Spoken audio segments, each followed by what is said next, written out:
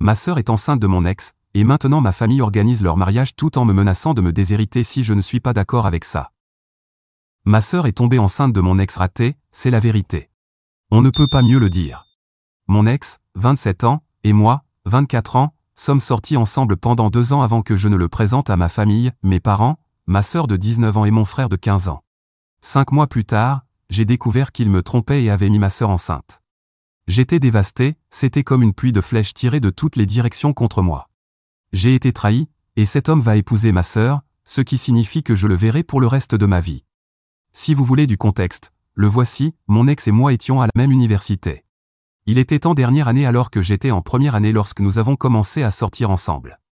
Il avait abandonné ses études auparavant pour aider son père à monter son entreprise. Quand les choses se sont améliorées, il s'est réinscrit. Après 2 ans de relation et 4 ans à nous connaître, je l'ai ramené chez mes parents. Tout était joyeux et amusant. Nous avons passé la nuit dans ma ville natale, sommes allés dans un bar local avec mes frères et sœurs. Je n'ai rien remarqué d'étrange entre ma sœur et mon ex. C'était il y a 2 ans, ma sœur avait alors 17 ans. Nous sommes repartis le lendemain, et tout a continué normalement. Mon ex et moi ne vivions pas ensemble, il vivait avec son frère pendant que je vivais avec une amie de la fac. C'était mieux que de vivre avec mon ex, car son travail impliquait beaucoup de déplacements. Il voyageait aussi fréquemment dans sa ville natale pour superviser les affaires de son père. Quand j'ai raconté cela à mes parents, ils étaient furieux. Ma mère a giflé ma sœur au visage. Elle avait toujours été problématique. Elle avait abandonné l'école à 14 ans, fugué 2 fois à 15 ans, et maintenant, elle était enceinte du petit ami de sa sœur à 17 ans. Elle n'avait pas encore informé nos parents, mais lorsqu'ils ont découvert, ils ont immédiatement regardé l'échographie, et il s'est avéré qu'elle était enceinte de cette semaine. Elle a avoué que mon ex venait 2 ou 3 fois par mois pour la voir et qu'il passait la nuit à l'hôtel. L'infidélité a brisé mon âme. D'abord, parce que j'ai été trahi par 2 personnes très importantes dans ma vie, et ensuite, parce que j'étais dans une relation sérieuse avec mon ex. Je n'avais jamais eu de petite amie auparavant. Je suis une fille studieuse et ennuyeuse. Bien que mes études me soient bénéfiques à bien des égards, comme une bourse complète à l'université, elles m'ont privé d'une vie sociale. Alors que je digérais encore mon chagrin, ma mère m'a annoncé qu'il préparait un mariage pour ma sœur et mon ex. C'était un autre coup dur. Je lui ai crié dessus, disant qu'elle la soutenait encore. Elle m'a dit que quoi qu'il arrive, il n'allait pas l'abandonner dans cette situation et ferait tout pour cacher son désordre. Elle a dit, « Je sais que ça te fait mal, ma chérie, mais avons-nous une autre option ? Nous ne pouvons pas nous débarrasser du bébé, c'est un péché. Nous ne pouvons pas laisser l'enfant grandir comme un bâtard, n'est-ce pas ? Nous devons les marier. » J'ai parlé à ses parents, et ils viennent ce week-end.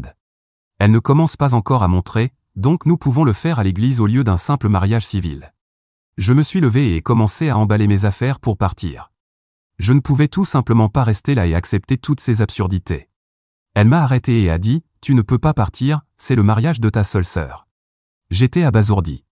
Comment pouvait-elle même me demander d'assister au mariage de la personne qui avait couché avec mon petit ami ? Elle a dit, « C'était dans le passé. Actuellement, elle est ta sœur, et tu dois assister à son mariage, car nous ne voulons pas répondre aux gens qui se demanderaient pourquoi tu es absente. » J'ai répondu, « Sérieusement, maman ? Ta fille adolescente est tombée enceinte du petit ami de sa sœur aînée, et tu t'inquiètes de ce que les gens diraient de mon absence à son mariage ? Tu devrais vraiment revoir tes priorités. » Elle a dit qu'elle ne comprenait pas ces complexités. À ses yeux, mon ex était maintenant le futur mari de ma sœur, le père de son enfant et mon beau-frère, c'est quoi ce délire ? Je me sentais dégoûté jusqu'au fond de mon âme. J'ai dit que je ne céderais pas à leur pression et que je partais. Elle a appelé mon père et lui a demandé de rentrer rapidement pour me donner une leçon. J'étais sur le point de partir avant que mon père n'arrive. Je lui ai dit que si je partais, il me renierait et que je ne devrais plus jamais leur montrer mon visage, même s'il mourait. J'ai dit, « Très bien, si vous allez soutenir votre fille déplorable plutôt que moi, alors je vais vous rayer de ma vie aussi, et vous ne devrez plus jamais me contacter. » Le jour du mariage, beaucoup d'amis et de proches m'ont appelé ou envoyé des messages pour demander pourquoi je n'étais pas venu au mariage de ma sœur. Je n'ai répondu à aucun appel. Une de mes cousines, proche de moi, m'a dit que mes parents, surtout ma mère, avaient dit à tout le monde que je n'étais pas venu au mariage parce que j'étais jalouse que ma sœur cadette se marie alors que j'étais encore célibataire. Mon sang a bouilli en entendant cela. Chose inhabituelle pour moi, je suis allé sur Facebook et ai écrit un post détaillé expliquant comment ma sœur était tombée enceinte de mon petit ami et comment mes parents les mariaient pour tout cacher. J'ai joint mes photos avec mon ex dans le post pour prouver mes propos. Mon téléphone a explosé après ça. Mes parents m'ont envoyé des messages menaçants pour que je supprime le post. Je l'ai supprimé, mais seulement après une semaine. Cependant, ils ont dit que j'avais couvert leur maison de honte. Pour couvrir un mensonge, ils en ont raconté un autre, que j'avais fait une fausse accusation par jalousie, parce que mon ex trouvait ma sœur plus attirante et était tombé amoureux d'elle. Imaginez le niveau de toxicité. J'ai juré de ne plus jamais revoir leur fichue tête de ma vie. C'était il y a 2 ans, et depuis, je n'ai plus de contact avec eux. Je suis resté en contact avec mon frère, cependant. Il m'a contacté après cela et s'est excusé de ne pas m'avoir soutenu. Je lui ai dit que ce n'était pas grave, il n'avait que 13 ans à l'époque.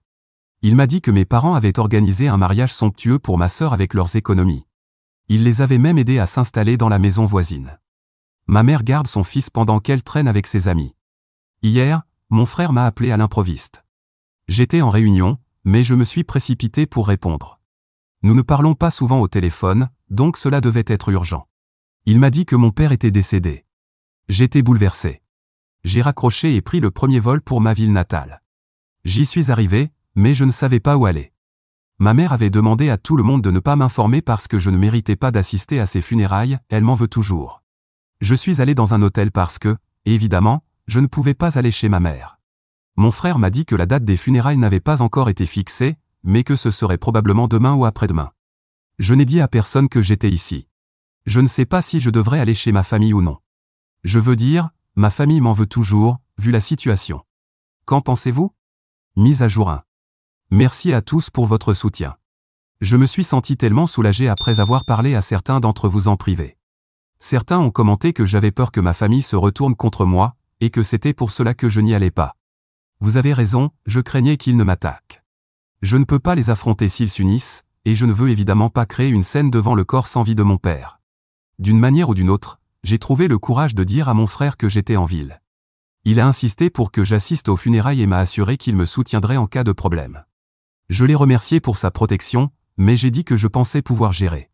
Je n'avais rien fait de mal qui m'obligerait à me cacher, alors j'ai assisté aux funérailles. Mon frère m'attendait. Nous nous sommes pris dans les bras et avons pleuré. Ma mère et ma sœur m'ont lancé des regards haineux. Ma sœur a crié sur mon frère, exigeant de savoir pourquoi il m'avait appelé. Il a répondu en criant que notre père était tout ce que nous avions, et que j'avais le droit d'assister aux funérailles. Son argument était que j'avais juré de couper les ponts avec eux et que, par conséquent, je ne devais pas être autorisé à assister aux funérailles. Ma sœur a presque réussi à me mettre dehors, mais mon oncle et mon frère ont pris ma défense.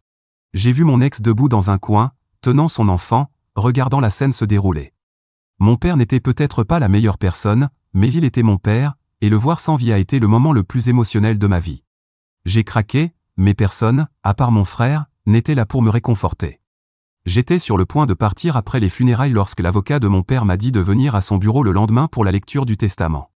J'ai dit que cela ne m'intéressait pas, compte tenu de ma relation passée avec ma famille. Je ne m'attendais à rien de bon de la part du testament. Il a dit que mon père m'avait laissé une lettre, ce qui a piqué ma curiosité, alors j'ai décidé de rester. Le lendemain, je me suis rendu au bureau de l'avocat avec mon frère.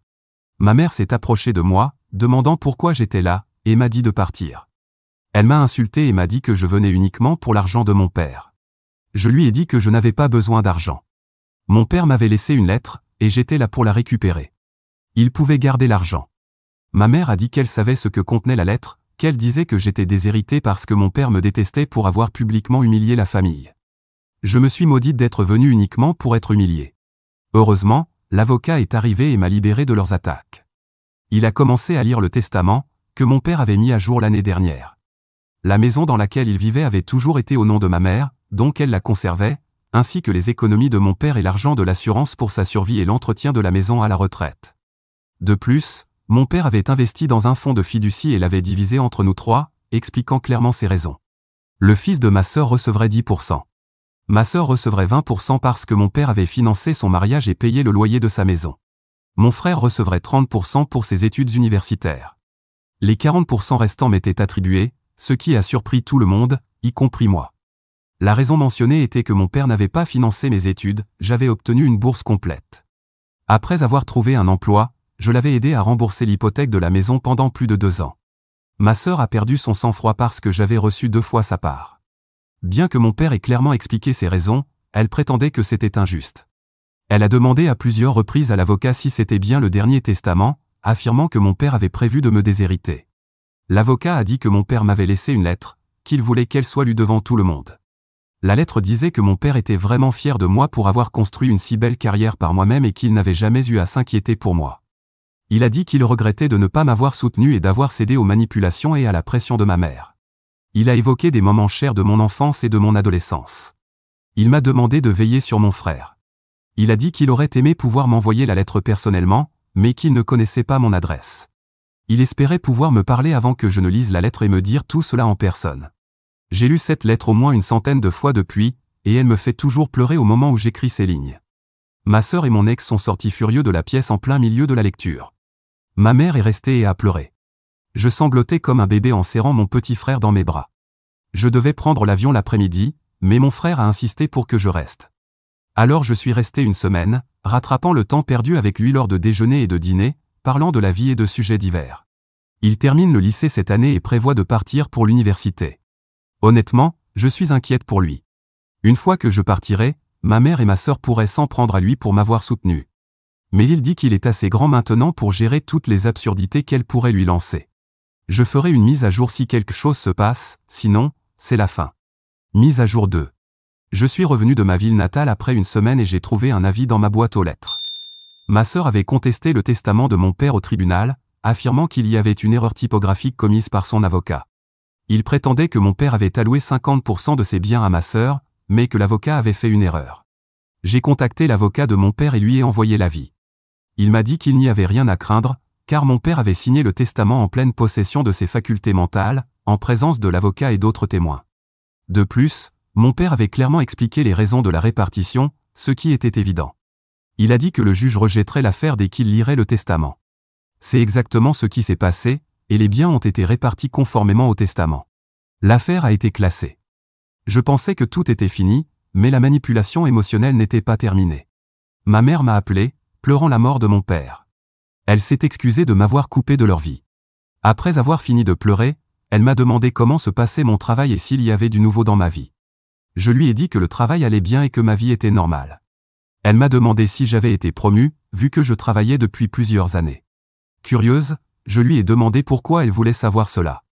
Elle a dit qu'elle était aussi fière de moi que l'était mon père, que je brillais dans ma carrière et que je réussissais très bien par moi-même. Je suis restée silencieuse, et elle a murmuré, « Eh bien, tu sais, ta sœur n'a pas pu finir l'école et est tombée enceinte jeune. Elle n'a pas pu avoir de carrière comme toi, et elle est à nouveau enceinte. Ils survivent avec un seul revenu, alors je pensais, pourquoi ne pas être une meilleure personne et lui donner ta part de l'héritage? Eh bien, tu ne peux pas nier que ton père a été injuste en lui donnant seulement 20% alors que tu as eu le double. » Je l'ai arrêté tout de suite. Tout d'abord, ce n'est pas qu'elle n'a pas pu finir l'école, c'est qu'elle n'a pas fini l'école et qu'elle a abandonné. Et considères-tu toujours que papa a été injuste alors qu'il a clairement expliqué les raisons de la répartition de ses biens? J'ai payé l'hypothèque pendant 2 ans pour la maison dans laquelle tu vis. Ce n'est pas mon problème si ma sœur survit avec un seul revenu, c'était son choix. Elle aurait dû réfléchir aux revenus de son mari avant de décider de ne pas utiliser de protection pour leur 2e enfant. Et oui, comment oublier comment elle est tombée enceinte la première fois? Ma mère a explosé à ce moment-là. Elle était furieuse et m'a dit, « Comment oses-tu dire de telles choses devant moi ?» J'ai juste répondu, « Ta princesse a fait tout cela. Pourquoi n'as-tu pas explosé à cause de ce qu'elle a fait?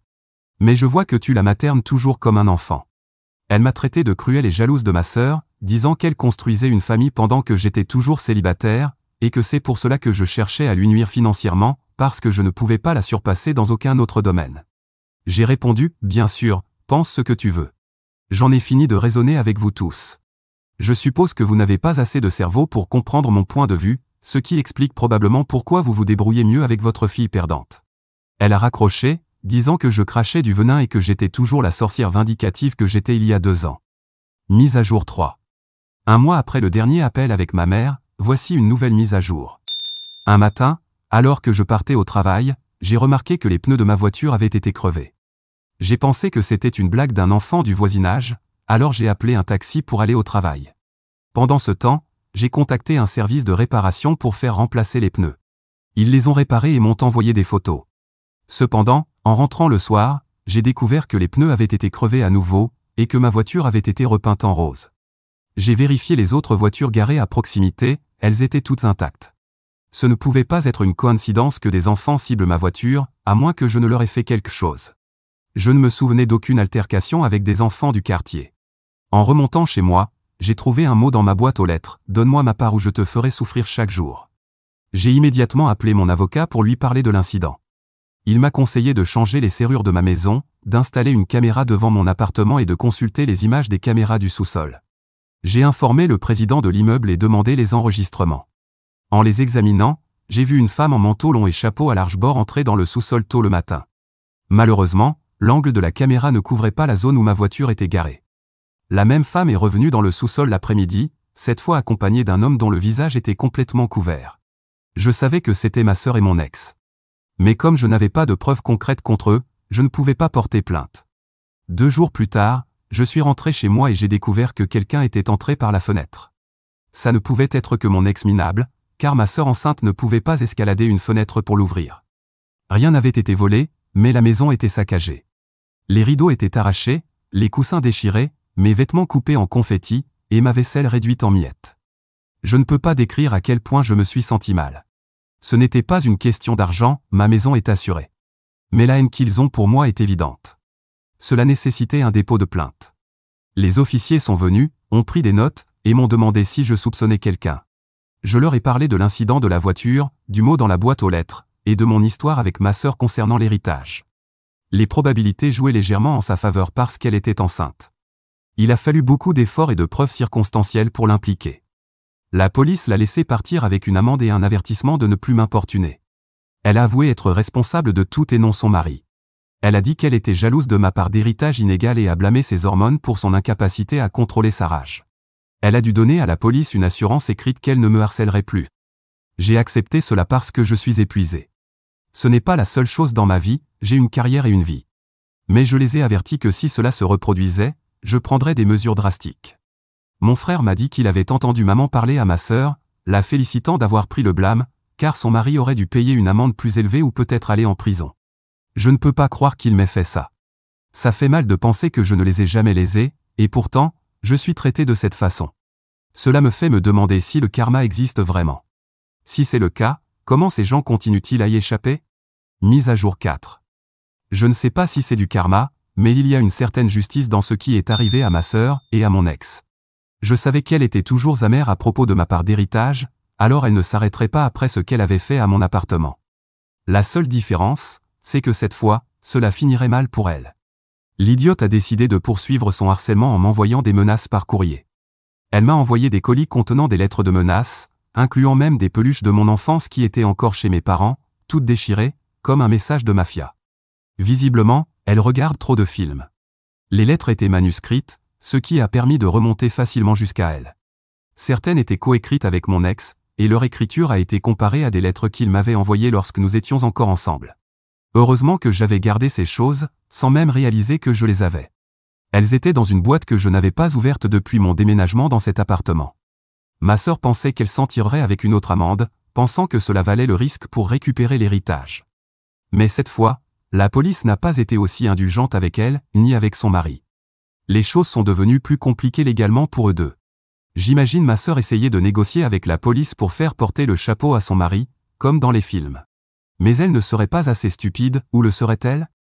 Pendant ce temps, ma mère n'a pas cessé d'essayer de me contacter en utilisant d'autres numéros, depuis que je l'ai bloquée, me suppliant d'aider ma sœur dans son affaire parce qu'elle est enceinte, et blablabla. Mais je pense avoir été assez clair sur le fait que je ne le ferai pas. Je peux au moins voir cela comme une fin pour moi.